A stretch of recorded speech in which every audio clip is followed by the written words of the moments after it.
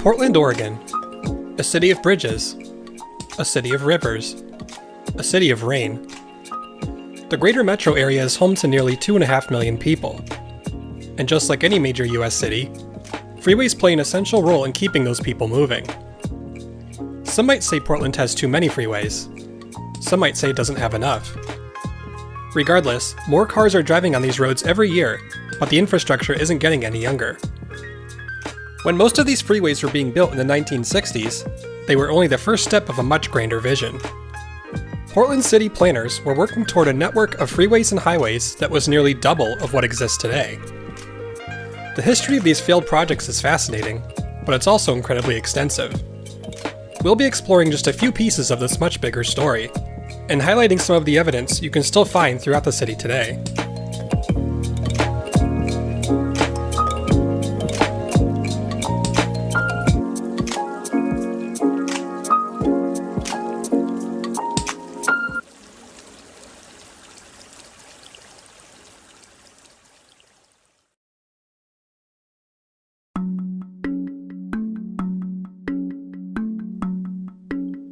In September of 1943, the city of Portland and Multnomah County invited the renowned urban developer Robert Moses to come visit the city.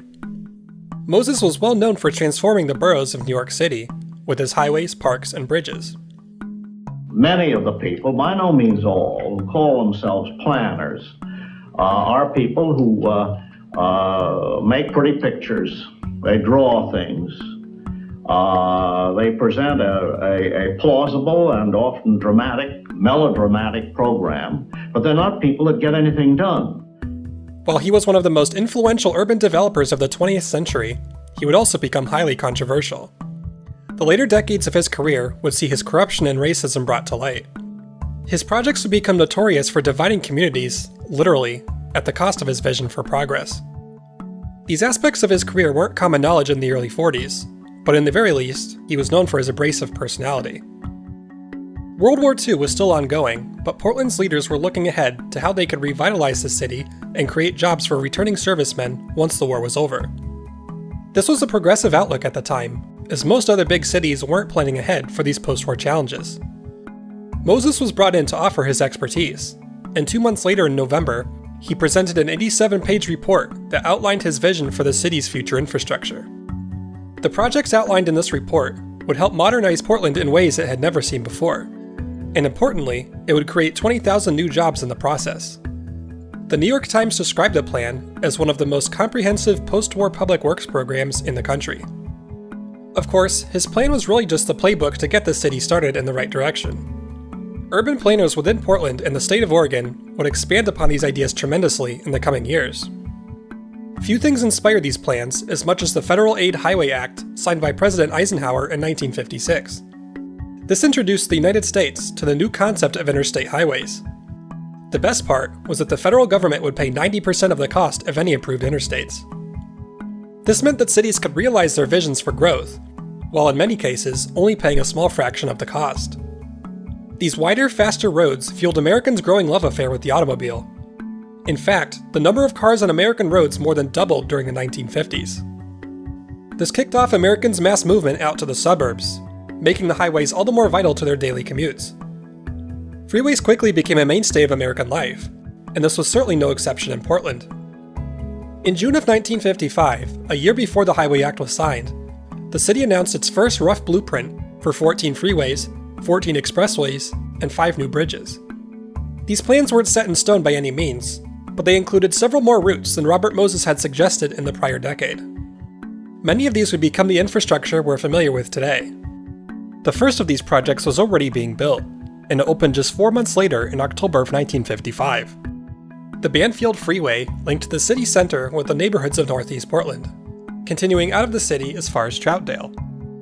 With the introduction of the interstate system, this route would soon be signed as I-80 North, known today as I-84. Around the city center itself was what Robert Moses had proposed as the Unbuilt Thruway, with freeways serving both sides of the Willamette River.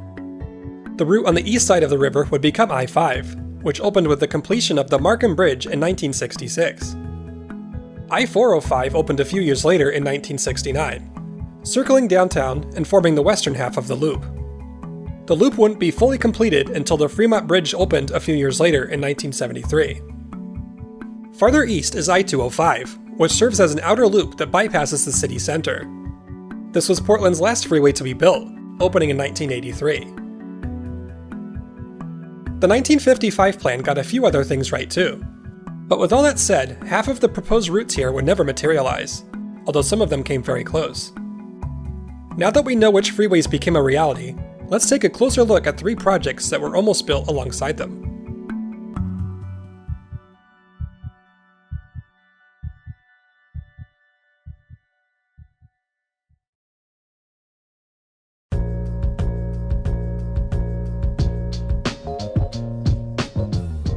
As seen on the 1955 map, there was a route that split off from the Unbuilt Freeway and ran up through Portland's northwest industrial area.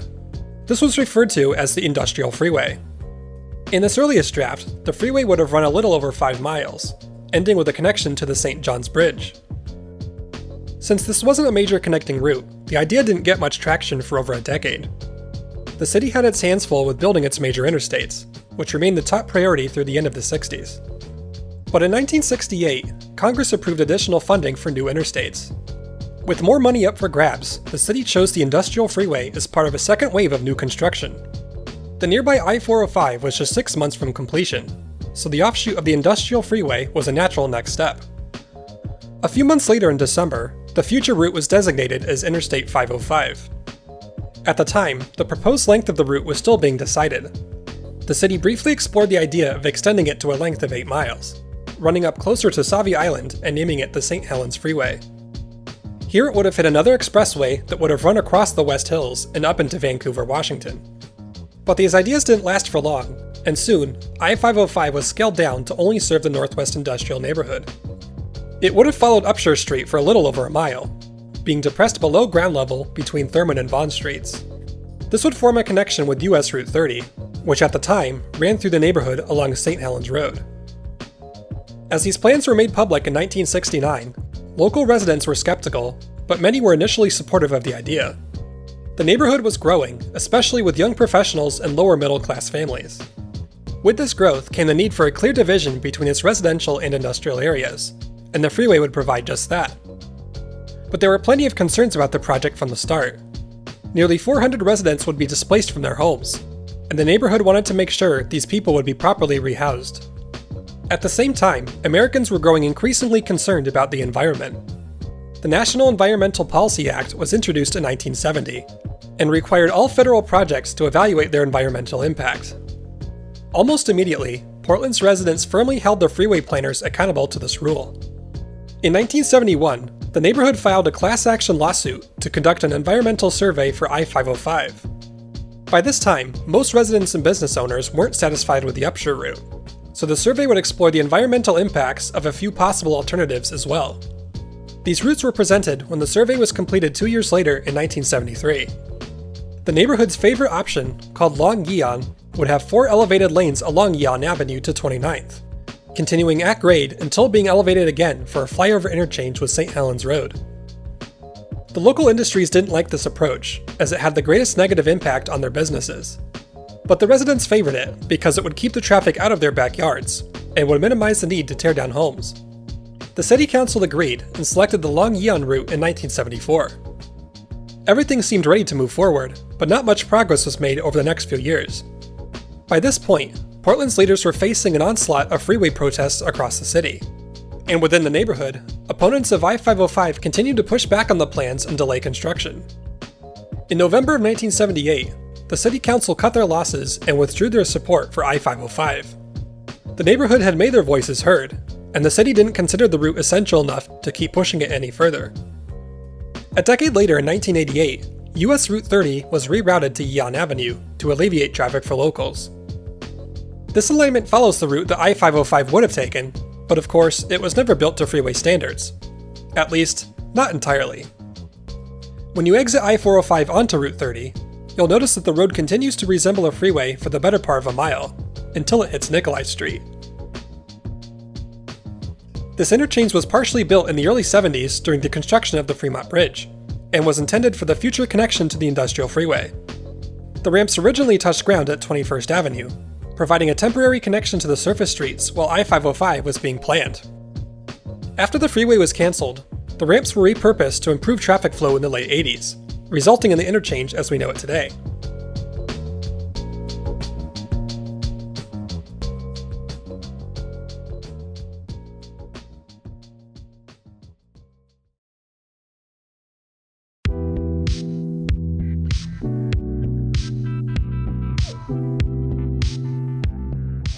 Our next point of interest is just across the Fremont Bridge, where I-405 closes the loop with I-5. The stack interchange here is one of the most complex in the city, with a confusing array of overpasses that connect these two major routes.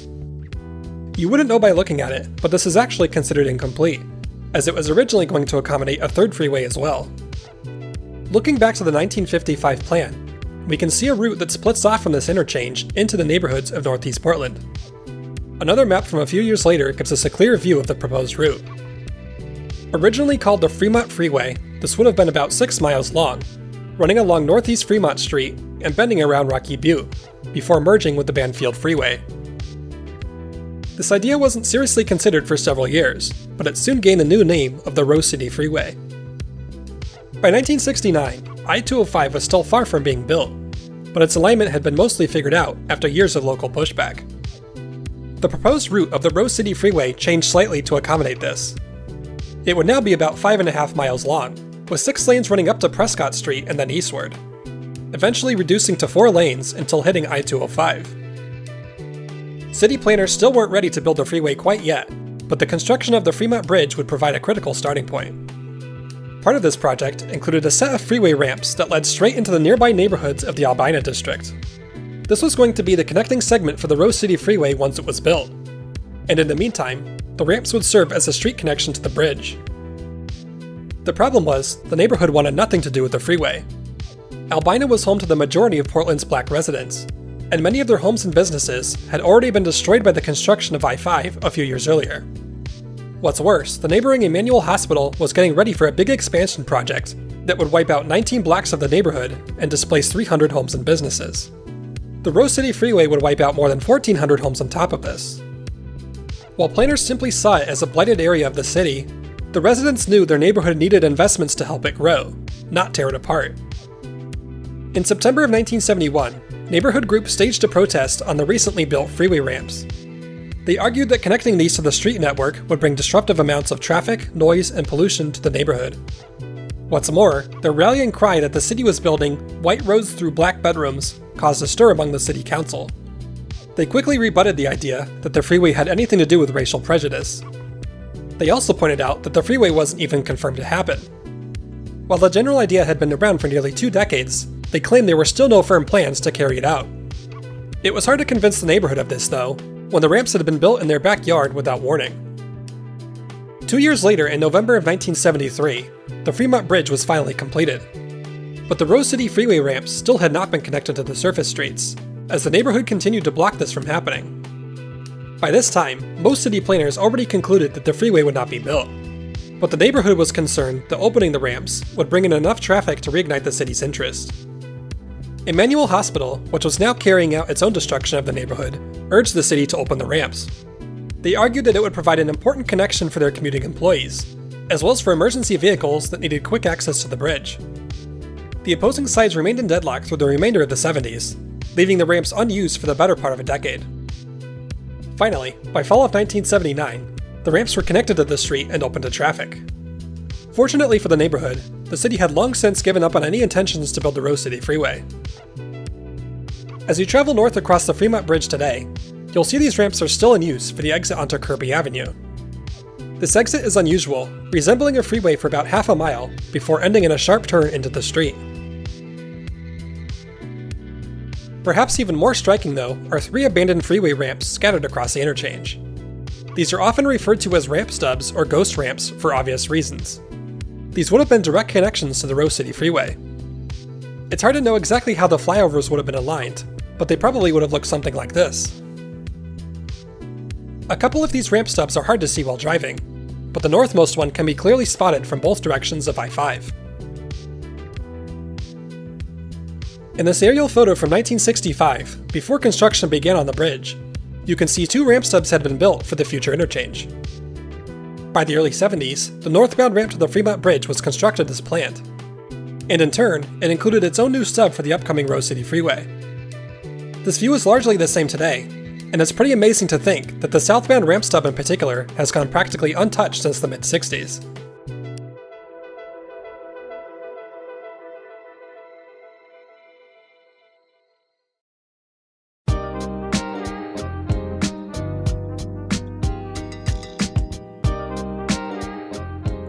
Of all of Portland's cancelled freeway projects, the Mount Hood Freeway became the most notorious. Once again, our story begins with the original 1955 plan. This east-west route in southeast Portland would have been one of the crown jewels of the city's freeway system, providing a major commuting route between the city center and Gresham.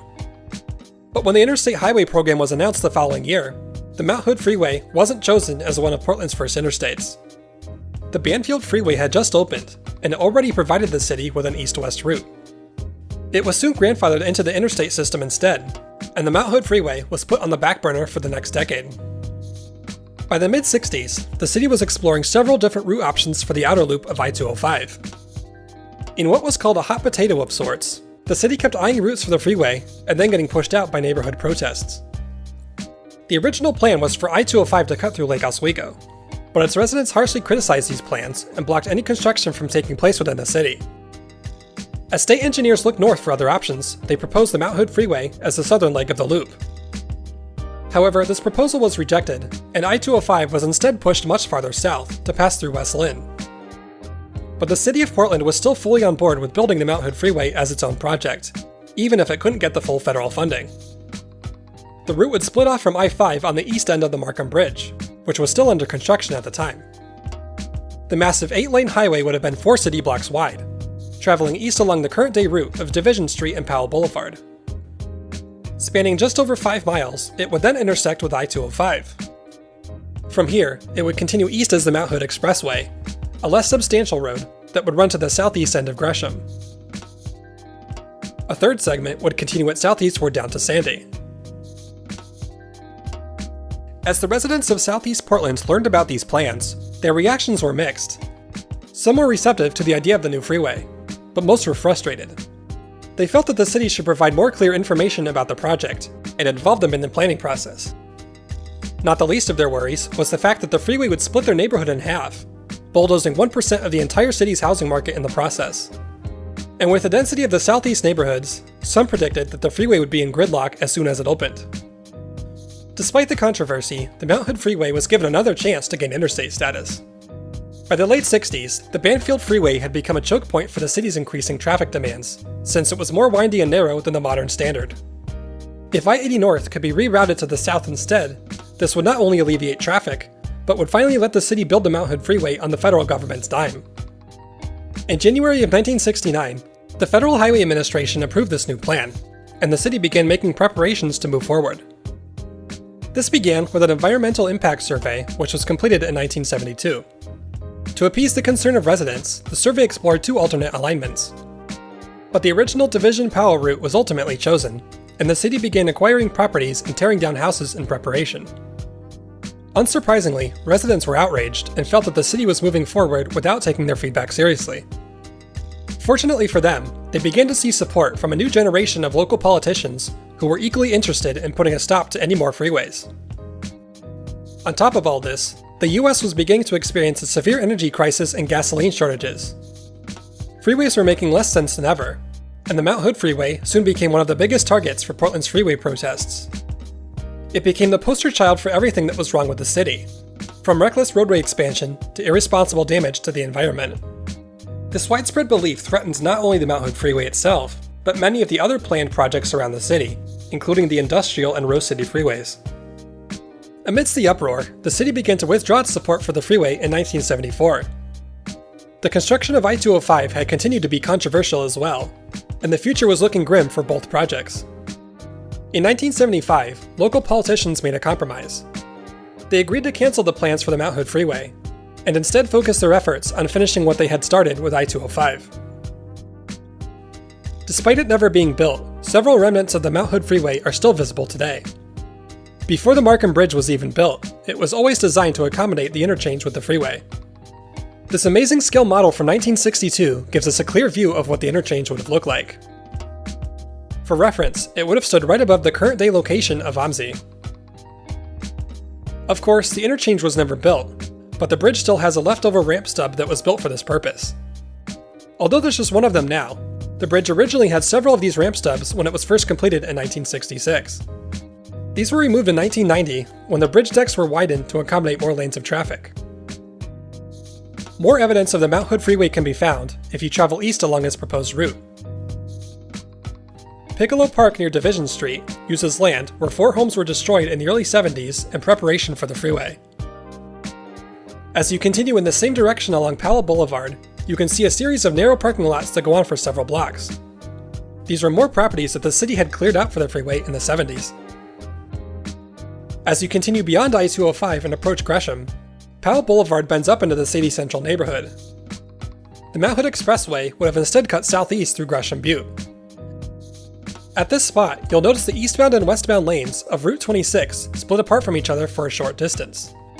This was designed for the eventual interchange with the Mount Hood Expressway. Of course, since it was never built, this divided section serves no practical purpose today.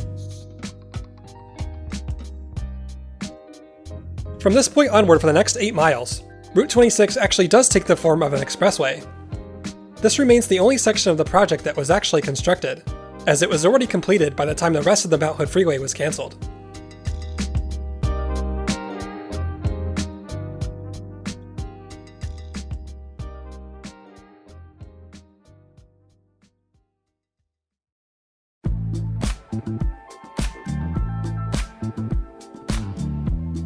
Although it was a long and arduous fight, Portland's residents proved that their voices were critical to the city's growth and development. But this wasn't simply about canceling freeways. It was about taking a community-centric approach to investing in their shared future. As Portland's freeway projects were canceled one by one, hundreds of millions of dollars of funding were freed up for other projects. Among these was the city's investment in its first Max Light rail line. When it began service in 1986, the system was one of the first of its kind in the US. I think it signals that we've taken yet another step, my friends, together in making Portland and the surrounding area a world-class metropolitan area. Portland's transit network has grown considerably in the years since. Likewise, in the last few decades, the city has earned a reputation as one of the most bike-friendly cities in the country. Investments like these wouldn't have been possible if the city had put all of its funding into building more freeways. Portland isn't perfect by any means, and it will always have its share of challenges. But it's safe to say that the city would look a lot different if it weren't for those community voices who shaped the city as we know it today.